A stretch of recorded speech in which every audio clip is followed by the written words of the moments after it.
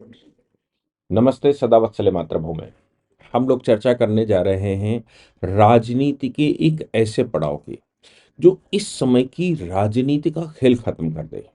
और वो देश में आजादी के बाद बहुत कम बार देखा गया है। बहुत कम बार से मतलब है, आजादी के समय पर नेहरू जी ने एक खेल खेला था, हालांकि वो डर्टी पॉलिटिक्स थी, और उन्होंने पटेल को रिप्लेस करके खुद राजनीति में बैठ गए थे। उस राजनीति का परिणाम या उस राजनीति को चलने का परिणाम ये भी था कि जिन्ना को भी अलग एक देश देना पड़ा, यानी कि भारत का पार्टीशन। वो एक बहुत डर्टी पॉलिटिक्स थी। वो अंग्रेजों के जाते समय उनकी सहमति से, नेहरू जी की कुटिल चालों से या कुटिल मस्तिष्क से खेला गया खेल था। दूसरी बार मेरी नज़र में ये जो बड़ी पॉलिटिक्स आई, वो आई जब इंदिरा गांधी ने बांग्लादेश के मामले में पाकिस्तान के साथ युद्ध कर दिया। तब कांग्रेस आई और कांग्रेस ओ, एक तरफ कांग्रेस आई अपना प्रेसिडेंट का कैंडिडेट खड़ा कर रही थी, एक तरफ कांग्रेस ओ प्रेसिडेंट का कैंडिडेट खड़ा कर रही थी। और दोनों इतने अंतर्द्वंद में थे कि ये समझ नहीं आ रहा था कि कांग्रेस कैसे सरवाइव करेगी। इंदिरा गांधी यानी कि कांग्रेस आई सरवाइव करेगी या कांग्रेस ओ सरवाइव करेगी। युद्ध हो गया। युद्ध का परिणाम निकला कि किसी ने उनको महिषासुर मर्दांगनी कह दिया, तो किसी ने दुर्गा शब्दों का इस्तेमाल किया, और कुल मिलाकर जो ओरिजिनल कांग्रेस थी, यानी कि कांग्रेस ओ, वो कांग्रेस ओ का खेल ही खत्म हो गया। ऐसी ही एक पॉलिटिक्स फिर 1975 की हुई, जब जयप्रकाश नारायण बाहर निकले और उन्होंने आह्वान किया कि जनता आती है, सिंहासन खाली करो कि जनता आती है। पॉलिटिक्स का अगला पड़ाव राजीव गांधी के समय, इंदिरा गांधी की मृत्यु के बाद दूसरा शुरू हुआ। राजीव गांधी सत्ता में आ गए, और उस पॉलिटिक्स के बाद अगर कोई बड़ा परिवर्तन कभी देखा गया, या फिर मैं कहूं कि ज्यादा बड़ा हुआ, तो वो राम मंदिर का मूवमेंट था। राम मंदिर का मूवमेंट 1992 या अडवाणी जी की यात्रा, उसने पूरे उस समय के नॉन बीजेपी या बीजेपी के विरोध वाले जितने संगठन थे, उनका खेल बड़ी बड़ी मार्मिकता से कम कर दिया। खत्म तो मैं नहीं कहूंगा कि किया। इसी तरह की पॉलिटिक्स आज हुई है, और ये पॉलिटिक्स कोई सामान्य नहीं। एक तरफ पहलगाम का हमला हुआ है, पूरा देश, चूंकि पाकिस्तान ने बिसात बचा रखी है और उन्होंने वो F-17 लगाए हैं, F-16 लगाए हुए हैं, वो लगातार बॉर्डर पर गतिविधि बढ़ाए हुए हैं, बॉर्डर पर क्रॉस बॉर्डर फायरिंग रोज कर रहे हैं। और पहलगाम में इतनी बड़ी घटना को अंजाम किसने भी दिया? पाकिस्तान कहता है हमने नहीं दिया, लेकिन मैं मानता हूं वो पाकिस्तानी मानसिकता ने दिया, जो पाकिस्तान परस्त या पाकिस्तान के अंदर जो एक चरमपंथ विकसित हो गया है, जिसको वहां की सरकार भी नहीं संभाल पा रही। अब वो सेना है कि आतंकी संगठन है कि वहाँ के नागरिक हैं, इस्लाम के नाम से है, मुसलमान के नाम से है, या जो भी उसके पीछे की राजनीति है या रणनीति है, वो बाद में पता लगेगी। लेकिन है पाकिस्तान, ये तय बात है। अब सवाल यहाँ पर ये पैदा होता है कि पूरे देश के विपक्ष ने सरकार के ऊपर दबाव बनाया कि भाई युद्ध कर लीजिए, तुरंत युद्ध कर लीजिए। अब आप बताओ कि अगर माइंस बिछाकर किसी ने रखी हुई हैं, तो उसमें युद्ध करना तो ठीक है कि युद्ध करना है, लेकिन युद्ध का समय कौन तय करेगा? युद्ध का समय तो सरकार को तय करना है कि जब उनकी माइंस और उनके सब हम काट निकाल लेंगे, तब हम युद्ध करेंगे। और युद्ध हम अपनी पिच पर करेंगे, उनकी पिच पर हवा आप नहीं करेंगे। हम जिस तरफ हवा चल रही उधर पतंग उड़ाएंगे, हम उल्टी हवा में पतंग नहीं उड़ाएंगे। और यही पुलवामा के टाइम पर भी हुआ था, यही पहले भी पठानकोट के टाइम पर हुआ था। सरकार ने या मोदी सरकार ने समय तय किया, लेकिन अब अंदर की पॉलिटिक्स का क्या करोगे? मुस्लिम देश का जो सीए के लिए आत्महत्या करने को तैयार था, जो लगातार कह रहा था कि नहीं भाई, सीए के दौरान जो मुसलमान वहां से आए आजादी के बाद, उनको भी नागरिकता दो, वो भी हमारे भाई हैं। आप रिलीजन के आधार पर क्यों भेदभाव कर रहे हैं? पाकिस्तान बन गया रिलीजन के आधार पर, कोई समस्या नहीं, लेकिन भारत में क्यों भेदभाव कर रहे हैं? शाहीन बाग हो गया, पूरा देश जाम हो गया, पूरा देश जाम करके, मतलब उस समय ये लग रहा था कि नहीं, अब तो ये पाकिस्तान परस्ती कितनी बड़ी है और किस हद तक जाना चाहते हैं पता नहीं। सलमान खुर्शीद रोड पर खड़े हुए थे, ओवैसी तो खूब घोर घोर के चिल्ला रहा था, पूरी कांग्रेस साथ में थी, पूरा विपक्ष साथ में था। आप सोचिए, ये पूरा विपक्ष उस समय पाकिस्तान में जिनका जन्म हुआ, उनको भारत में इलीगल इमिग्रेंट्स को भारत में नागरिकता दिलवाने के लिए परेशान थे। और साथ में ये कह रहे थे नहीं ना दो तो किसी को ना दो, किसी को ना दो का मतलब जो हिंदू वहां परसिक्यूटेड था, जिसको 47 में आ जाना चाहिए तो उसको भी ना दो। ये सब भारत में चला, खूब हमने देखा। अब इसी को अगर आगे बढ़ाएंगे तो पहलगाम के टाइम पर वही लोग जो सीएए के दौरान प्रो पाकिस्तान थे, वो अगेंस्ट पाकिस्तान खड़े दिखाई पड़ गए। अगेंस्ट पाकिस्तान इस हद तक खड़े दिखाई पड़ गए कि अब साहब हम आपके साथ हैं, आप एक्शन लीजिए, आप एक्शन लीजिए, आप एक्शन लीजिए। राहुल गांधी कह रहे हैं एक्शन लीजिए। मतलब जो पार्टी मणिशंकर अय्यर को वहां भेजे, सलमान खुर्शीद को वहां भेजे और वहां सॉलिडेरिटी, मुस्लिम सॉलिडेरिटी दिखाई जाए, जो पार्टी यहां तक चली आए कि जो आतंकी पाकिस्तान से आए वो यहां हमने एलिमिनेट किए, उनको इनकाउंटर किया, उनके परिवारों को भी पेंशन भारत सरकार दे, ये सब शुरू हो रहा था। आतंकियों के परिवारों का भरण पोषण भारत सरकार करे, यहां तक कोई पार्टी चली गई। और यहां तक चली गई कि भगवा के नाम से, भगवा आतंकवाद अगर हम डिफेंड करते हैं, क्योंकि हम भगवा को भगवान मानते हैं, हम अगर डिफेंड करते हैं तो आतंकी हो गए, यानी कि डिफेंडेंट आतंकी हो गया था। जो बचाव कर रहा था देश का इस्लामिक चरमपंथ के खिलाफ, इस्लामिक चरमपंथी मानसिकता के खिलाफ, उसको ही कल्प्रेट बना दिया गया। और साध्वी प्रज्ञा, कर्नल पुरोहित उसके इलस्ट्रेशन थे। फिर उसके बाद आशाराम बापूजी उनके इलस्ट्रेशन थे। ऐसे बहुत सारे कांड भारत में हुए। तो जब ये सब चल रहा था, ऐसी परिस्थिति में चाणक्य को अगर याद करोगे तो ये कैसे हो सकता है कि उल्टा सामने वाला उल्टा आपके सपोर्ट में खड़ा दिखाई दे रहा है, पाकिस्तान के अगेंस्ट में खड़ा दिखाई दे रहा है, टेररिज्म के अगेंस्ट में खड़ा दिखाई दे रहा है, सॉलिडेरिटी दिखाने की कोशिश कर रहा है। अब ये दबाव है कि तुम लड़ो जाके, वो तैयार हैं, तुम लड़ो जाके, हमें मालूम है कि वो तैयार हैं, और तुम लड़ोगे तो सैनिक गवाओगे, फिर हमारी पॉलिटिक्स शुरू होगी। तुम लड़ोगे तो कुछ ना कुछ नुकसान खाओगे, जीत तो जाएंगे, हमारी शक्ति इतनी है कि हम जीत तो जाएंगे, लेकिन हमारे कुछ लोगों को हताहत हो जाएं, ये इनका प्लान हो सकता है। कि इंटरनल डिस्टर्बेंस भी कुछ चरमपंथी तैयारी करके बैठे हो कि इंटरनल डिस्टर्बेंस, उधर पाकिस्तान से युद्ध होगा, पाकिस्तान ने बॉर्डर सजा के रखा है, अपने आर्मी के 5,000 लोगों ने, अधिकारियों ने एक साथ इस्तीफा दे दिया।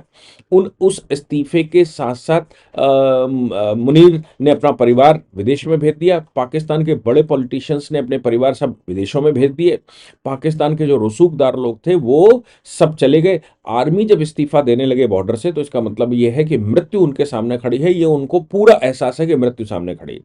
मृत्यु सामने खड़ी होने की सिचुएशन में कमजोर हृदय वाले छोड़ छोड़कर भागेंगे, मृत्यु उनको दिखाई दे रही है, हिंदुस्तान का स्वभाव दिखाई दे रहा है, हिंदुस्तान की ताकत दिखाई दे रही, और हिंदुस्तान के अंदर वाले ये चाहते हैं कि आप लड़ जाओ जाके, वो तो मरने ही जा रहे हैं, तो कुछ आपका नुकसान होगा, इस नुकसान पर वो पॉलिटिक्स करेंगे।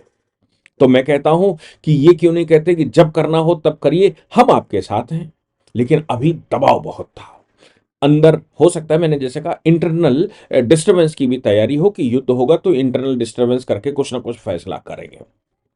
अब ये सब कुछ है। ऐसी परिस्थिति में ये जो ओबीसी आरक्षण, ओबीसी की बात आई, जाति जनगणना की बात आई, अब आप सोच कर देखिए कि जाति जनगणना इतना बड़ा विषय है, इतना बड़ा विषय है, ये वैसा ही है जैसे इंदिरा गांधी ने पाकिस्तान के साथ युद्ध कर दिया था और बांग्लादेश अलग कर दिया था। ये वैसा ही है जैसा कारगिल का युद्ध हो गया था, ये वैसा ही है जैसा जयप्रकाश नारायण ने सरकार के अगेंस्ट में मूवमेंट किया था, ये वैसा ही है जैसा कि सरकार में बैठे सरकारी तंत्र ने या सरकार ने अपोजिशन की पॉलिटिक्स खत्म कर दी हो। इंदिरा गांधी मर गई, अपोजिशन की पॉलिटिक्स उस समय खत्म हो गई, राजीव गांधी सिंपैथी में आ गए। लेकिन कोई चाल ऐसी चली जाए, कोई राजनीति ऐसी चली जाए जिससे अपोजिशन की पॉलिटिक्स खत्म हो जाए, अब इसके रिपरकेशन देखिए, इसका परिणाम देखिए क्या निकलेगा। इसके परिणाम के रूप में बहुत भयंकर दिखता है। जो बात कही जा रही है कि 2010 में, उस समय ये तय किया गया था या 2010 में दबाव बनाया गया था और ये कहा गया था कि भाई जाति सर्वे, जनगणना करवाई, तो सरकार ने उस समय सर्वे करवाया 2011 की जनगणना में। 2011 की जनगणना का जो सर्वे है उसका डेटा आ गया था। उस डेटा के अनुसार 45 लाख भारत में छोटी बड़ी जातियां हैं, 45 लाख जातियां। नरेंद्र मोदी जी की सरकार उस डेटा को पब्लिश करना चाहती थी। 2013 में तैयार हुआ था, सरकार बनी थी, सरकार उसको पब्लिश करना चाहती थी। संसद के अंदर मुंडे ने स्टेटमेंट भी दिया था उस समय कि भाई जाति जनगणना करवाइए, हम आपके साथ हैं। यानी कि भारतीय जनता पार्टी तब भी चाहती थी कि किसी तरह जाति जनगणना हो। अब इनका इंटेंशन जाति जनगणना के पीछे वोट बैंक की राजनीति थी, लड़ाई लड़वाने की राजनीति थी। लेकिन मोदी जी ने जैसे ही कहा कि हम जाति जनगणना करवाएंगे और ये वाली जनगणना जाति के साथ जाएगी, तो इनका सवाल सामने से आ गया कि भाई टाइम बताओ, हम आपके साथ हैं। और इतना लेट हो गया, ऑलरेडी लेट इसलिए हो गया क्योंकि कोरोना पीरियड पीछे निकला, कोरोना पीरियड ने सब अस्त व्यस्त किया, इसलिए लेट हुआ। लेकिन वो होना तो है ही, 2021 में होना था, वो भले ही लेट हो जाए, कोरोना की वजह से लेट हो जाए, तो हम करेंगे, ऐसा सरकार ने कहा। अब ये जो सरकार कह रही है कि हम इसको करेंगे और जाति जनगणना के साथ करेंगे, ये जाति जनगणना का डेटा जो 45 लाख का है, ये बड़ा संदेश देता है। इसको कैसे समझना चाहिए? और अभी सुप्रीम कोर्ट ने देवेंद्र सिंह का जजमेंट दिया, Devendra Singh versus state of Punjab, Dalit और पिछड़ा और अति पिछड़ा। और उसी में सुप्रीम कोर्ट के honourable justice B R Gavai, जो कि अब चीफ जस्टिस होने वाले हैं, honourable justice B R Gavai ने ये बात जजमेंट में लिख दी कि भाई इसमें क्रीमी लेयर लागू होनी चाहिए, जाति का मतलब या जाति रिजर्वेशन का मतलब फॉर एवर नहीं।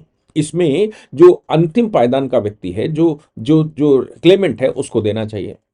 आपको याद होगा कि बंगाल ने जो ये किया था मुस्लिमों को आरक्षण देने का, उस पर भी उनको मुंह की खानी पड़ी और वो वापस चले गए थे सुप्रीम कोर्ट से, ये कहते हुए वापस चले गए थे कि हम दोबारा डेटा लेकर आएंगे, क्योंकि सुप्रीम कोर्ट ने कहा था आपके पास डेटा क्या है, डेटा दिखाओ, किस आधार पर आप ये रिजर्वेशन लेकर आए हैं, आपका कोई सर्वे है, आपका कोई कमीशन है, आपके पास कोई इन्फॉर्मेशन है, कोई कुछ कुछ तो लाइए, क्या आपने बेस क्या बनाया रिजर्वेशन।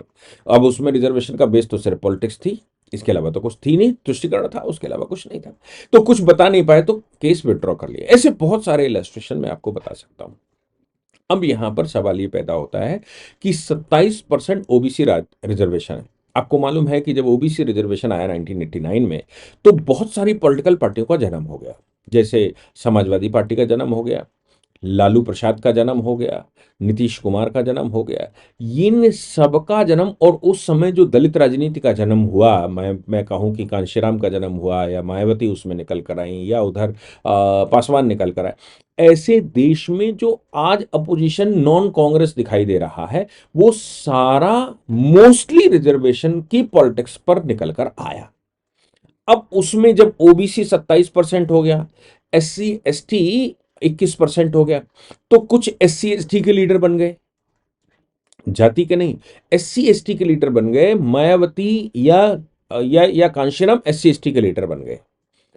अखिलेश यादव के पिता मुलायम सिंह और तेजस्वी के पिता लालू प्रसाद, ये ओबीसी के लीडर बन गए। देश में भारतीय जनता पार्टी और कांग्रेस तो पहले से तुष्टिकरण की राजनीति कर रही थी। वो तुष्टिकरण के नेता कांग्रेस बनती चली गई, क्योंकि उसको लगा कि ये ओबीसी राजनीति नई आ गई है, और ओबीसी राजनीति होने की वजह से अब हमारी राजनीति नहीं चलती। वो मास्टर स्ट्रोक उस समय खेला गया था। मतलब विश्वनाथ प्रताप सिंह जी को द्वारा, बीपी सिंह जी प्रधानमंत्री बने थे, उनके द्वारा खेला गया था ओबीसी राजनीति को लाने के लिए। तो ओबीसी का जन्म ही 1989 में हुआ, और उसके बाद पॉलिटिकल पार्टियों की भरमार हो गई। उससे पहले क्या, जनसंघ और जनसंघ और कांग्रेस होती थी, उसी में से टूट फूट कर पार्टियां निकला करती थी। जनसंघ कभी टूटी नहीं, लेकिन कांग्रेस से निकली हुई सारी पार्टियां उस समय कांग्रेस से निकली हुई पार्टियां हुआ करती थी। चाहे हम उनको किसी भी रूप में देखें, चाहे हम जयप्रकाश नारायण को उस समय देखें, चाहे हम मोरारजी देसाई को उस समय देखें, चाहे वीपी सिंह को उस समय देखें, या फिर हम चंद्रशेखर को देखें, या हम और पार्टियों को देखें, कुल मिलाकर उस समय जो लोग निकल कर बाहर आए वो कांग्रेस से आए थे। लेकिन ओबीसी राजनीति जब हुई, तो कांग्रेस ने अपने आप को शिफ्ट किया तुष्टिकरण पर। लेकिन इधर अयोध्या में गोली चलवा दी मुलायम सिंह ने, तो वो फिर एक्सक्लूसिव लीडर बन गए मुसलमानों के, उत्तर प्रदेश में एटलीस्ट। ये राजनीति का अपना रास्ता रहा। राजनीति का प्रोग्रेस से पिछले 30-35 साल में, 1989 के बाद अभी तक, प्रोग्रेस से कोई मतलब नहीं है, डेवलपमेंट का कोई मतलब नहीं है, देश में एकाग्रता से कोई मतलब नहीं है, देश में एक शून्यता से कोई मतलब नहीं है। तुष्टिकरण की राजनीति की वजह से देश पाकिस्तान की के कदम पर चलने के लिए एक बड़ी संख्या चल पड़ी, उससे कोई मतलब नहीं।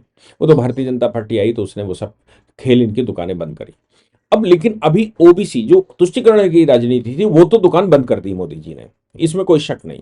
तो सब फिर कोई मंदिर जाने लगा, कोई मालाएं पहनने लगा, कोई तीर्थ स्थलों पर जाने लगा और मुसलमान का नाम लेने से थोड़ा बचने लगे क्योंकि राजनीति बदल गई। लेकिन अभी जो राजनीति का खेल था वो ओबीसी था, एक हाथ में संविधान और जाति जनगणना, एससी एसटी फलाना इतना है, हिस्सेदारी है, भागीदारी है, ये सब कर दिया। आप सोचिए कि 45 लाख जातियों के लीडर कितने हैं? चार। 45 लीडर बहुत ज्यादा होंगे। और वो चार पॉलिटिकल, पांच पॉलिटिकल पार्टियां देश में उन सब जातियों पर जो कि ओबीसी कहलाती हैं, उन सब जातियों का खेल खेलते हैं। जन्म ही उनका इसलिए हुआ। अब आप सोचिए कि बिहार का डेटा, कल मैं डीडी न्यूज पर था, बिहार का डेटा उन्होंने दिया। बिहार में 7-8%, 5% यादव है, 31% संसाधन ट्रैक्टर वगैरह उसके पास है, 2% भूमिहार है, 7% संसाधन है, समझ में आता है। लेकिन वहां की जो ओरिजिनल इनहेबिटेंट है, जो ओबीसी है, नॉन यादव ओबीसी, उसके पास तो संसाधन ही नहीं है और लीडर ओबीसी उनका बना हुआ है। मजे की बात यह है कि जो एससी वर्ग है उसमें जो चर्मकार है, जिसकी मायावती प्रतिनिधित्व करती थी, चर्मकार का परसेंटेज कम है, संसाधन सारे उसके पास हैं। बाकी का क्या होगा? यही तो सुप्रीम कोर्ट कह रहा था देवेंद्र सिंह के जजमेंट में कि भाई कुछ जातियों के हाथ में सारा खेल है, बाकी जातियों को क्यों नहीं आप लेकर आते, उनका क्यों नहीं उत्थान करते। अब अगर जाति जनगणना हो रही है तो 45 लाख जातियों के नए लीडर तैयार होंगे और इतने लीडर तैयार होंगे कि यूनाइटेड विपक्ष, जाति यूनाइटेड विपक्ष अब दिखने वाला नहीं है। और सही बात यह है कि संसाधन होते हुए भी आरक्षण और बाकियों का लाभ भी जो जो जो जो जातियां ले रही हैं, उनका खेल भी अब खत्म होने वाला है। इससे जो सबसे बड़ा दांव चला वो यादव पर पड़ा। इससे सबसे बड़ा दांव जो चलेगा वो चर्मकार पर पड़ेगा। इससे सबसे बड़ा दांव जो पड़ेगा वो उन लीडर्स पे पड़ेगा जो कि इसकी लीडरशिप कर रहे हैं, जो कि अपने आप को बाकी सभी जातियों का प्रतिनिधित्व बता रहे हैं, लेकिन वो उनके लिए करते कुछ नहीं। वो केवल आरक्षण के नाम से ही पूरी राजनीति करते हैं, जाति के नाम से ही पूरी राजनीति करते हैं। क्योंकि अब नई जाति का एक क्लॉक बन गया है जिसको ओबीसी कहते हैं, जिसमें हजारों जातियां हैं। अब नई जाति का क्लॉक बन गया जिसको शेड्यूल कास्ट कहते हैं, जिसमें हजारों जातियां। सही मायने में बहुत बड़ी संख्या में शेड्यूल ट्राइब है जिनका एक नेतृत्व बन गया है। अब ये जो एक नेतृत्व है ये लाभ भी ले रहा है, ओबीसी भी बना है, एससी भी बना है, एसटी भी बना है और ये सरकार को इन आधारों पर खेलता भी है। अब जाति जनगणना इन्होंने बता दी कि करिए, मोदी जी उस पर मुख्य रूप से पूरा प्लान लेकर आने वाले हैं।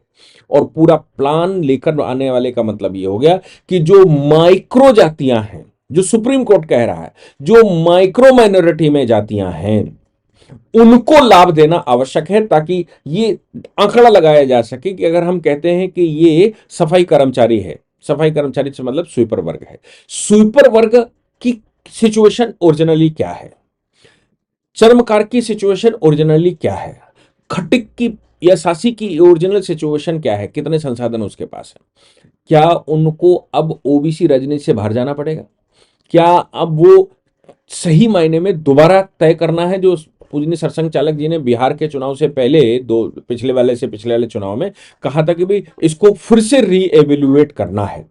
क्या अब आरक्षण के मामले को फिर से रीएवेल्युएट करने की ये रणनीति है? सुप्रीम कोर्ट साथ में खड़ा दिखाई पड़ रहा है। और ये मजे की बात ये है कि ये जब जाएगा, ये सुप्रीम कोर्ट चैलेंज होगा तो चीफ जस्टिस वही बैठने वाले हैं जिन्होंने ये ऑर्डर किया, यानी कि ऑनरेबल जस्टिस गवई अगले 6 महीने तक चीफ जस्टिस रहने वाले हैं और उसी बीच में ये सब कुछ होना है। तो आप सोचिए कि रिटेन जाएंगी तो क्या होगा, क्योंकि उनके ऑर्डर पर ही, उनका ऑर्डर ही कह रहा है कि भाई जो सबसे पिछड़ा हुआ है उसको लाभ मिलना चाहिए, जो ऑलरेडी जिसके पास संसाधन है, क्रीमी लेयर है, उसको सबको बाहर करो, उसको सब जनरल घोषित करो। तो मुझे लगता है कि इससे बड़ा मास्टर स्ट्रोक जैसा तुष्टीकरण की राजनीति को एक साइड में रख दिया मोदी जी ने और हिंदुत्व की राजनीति को वो लेकर आए, वैसा ही ओबीसी राजनीति भी अब खत्म होने वाली है। उसका 35 साल की उम्र थी, वो 35 साल की उम्र हो चुकी है। अब बुढ़ापा कैसे काटेगी वो ओबीसी राजनीति, वो ये लोग तय करेंगे, नए बच्चे तय करेंगे जो अब राजनीति में हैं अगली पीढ़ी में। लेकिन मुझे लगता है कि विपक्ष की राजनीति या खेला एक साथ पूरे देश में बहुत कम ओकेशंस थे जिस पर समाप्त किया गया। उनमें से एक ओकेशन ये भी है जिसमें इतने दबाव के बाद पहलगाम वाला जो दबाव बन रहा था वो दबाव भी डाइल्यूट हो गया। सरकार अपने हिसाब से तय करेगी। और इधर ये सब एंगेज हो गए क्योंकि ये सबसे फेवरेट इनका टॉपिक है जाति। मुसलमानों का भी था, अंग्रेजी ईसाइयों का भी था, कांग्रेस का भी था, और आज के संयुक्त विपक्ष का भी जाति सबसे फेवरेट आइटम हुआ करता था। उस जाति पर इससे बड़ा प्रहार कोई नहीं हो सकता। जो ओरिजिनल क्लेमेंट होना चाहिए, जो जो ओरिजिनल बेनिफिशियरी होना चाहिए, उसको ढूंढकर बाहर लाना। और राजनीति में ये जो पेट भरे बैठे हैं, इनकी राजनीति को खत्म कर देना और आपस में ये क्लेम करना शुरू हो जाएगा कि मेरी जाति कम है और तुम उस पर, मेरी जाति कमजोर है, सरकारी डेटा कह रहा है, और यादव राजनीति कर रहा है और फला राजनीति कर रहा है, कुर्मी राजनीति कर रहा है। इस पर कौन सी जातियां राजनीति कर रही हैं? मेरी मेरी दयनीयता पर राजनीति आप क्यों करेंगे? ये नए सवाल खड़े होंगे जिनके उत्तर मुझे लगता है देना आज की ओबीसी पॉलिटिक्स या बैकवर्ड पॉलिटिक्स करने वाले, जाति पॉलिटिक्स करने वालों के पास उसके उत्तर नहीं होंगे। जय हिंद, जय भारत, वंदे मातरम।